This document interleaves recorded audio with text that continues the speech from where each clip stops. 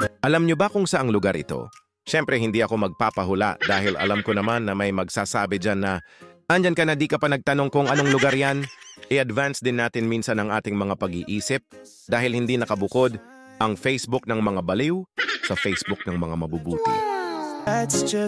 Ang lugar na ito ay matatagpuan sa pagitan ng Asgad San Andres at Mayngaway San Andres na kung tawagin ng lahat ay munagbunag. Kung makikita nyo kapag nandito ka banda nakapwesto, makikita mo sa malayo ang napakagandang tanawin at maaliwalas na kalangit na.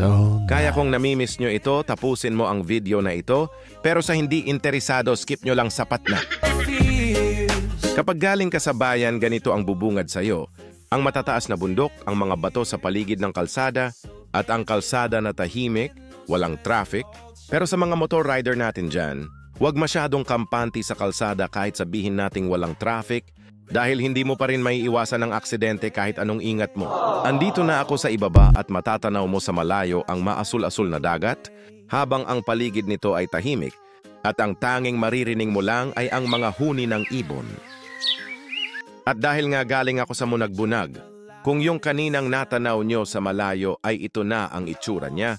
Ito naman ang tinatawag nilang Baligyan, na kilala sa Mayngaway. Iwan ko lang kung kilala ito sa buong San Andres.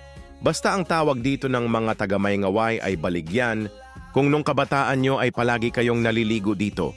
Ngayong matanda na kayo, nagagawa nyo pa rin bang maglakad-lakad sa tabing dagat na ito tuwing hapon o tuwing umaga? Ngayong nagkakaedad na kayo, nagagawa nyo pa rin bang maligo dito kasama ang mga kaibigan mo?